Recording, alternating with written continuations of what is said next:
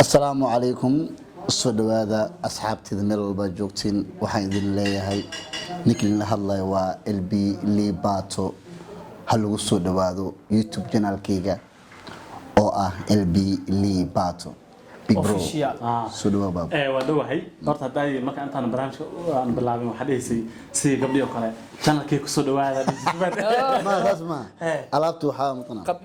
qabilam hal lagu soo dhawaado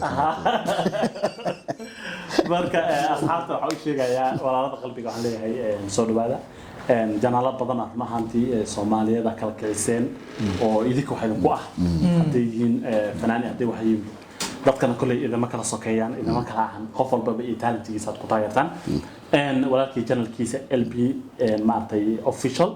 waxaan idinka codsanayaa inaad maartay aad qortaan LBD oo ben oo kore Liipaato official kadib maartay waa arkaysan subscribe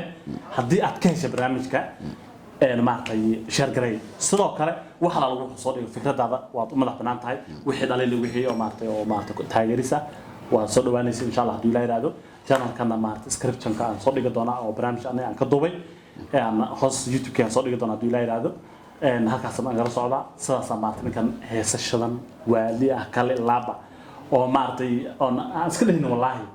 la soo wada nala socdo marka muuqaalada qurux badan saa u socotay marka meesha subscribe dadey hay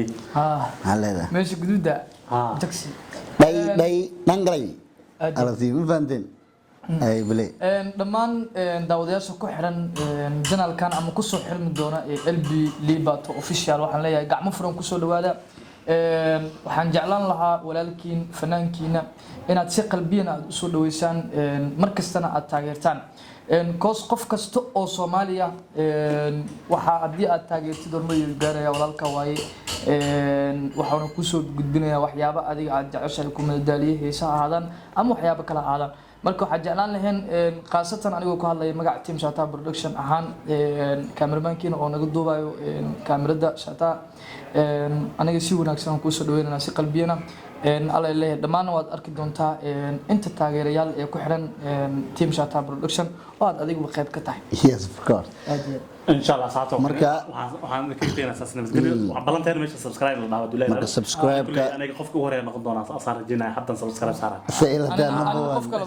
نمبر 1 مركا هذا وما تسنتين وحا إذن لا إذنكو أردايا إذنكو فدي حتى ما مدح وصوكلا خلاص وصوكلا